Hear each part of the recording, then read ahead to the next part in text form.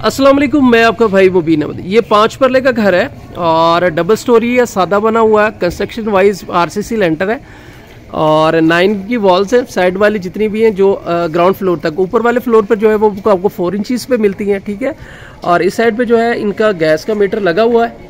एक ये गैस का मीटर है और साथ में ये एक वापडा का आपको मीटर मिल जाता है। एक जो वापडा का मीटर है ना, वो इस साइड पे भी मिल जाता है। नीचे जो है आपको 3 बेडरूम मिलते हैं, 3 बेडरूम ही ऊपर ही हैं और तकरीबन कोई 3 ही वाशरूम, 6 वाशरूम टोटल इसमें बनते हैं। 6 ही बेडरूम ऊपर बन जाते हैं। ऊपर वो जो है वो 3rd फ्लोर पर ममटी है।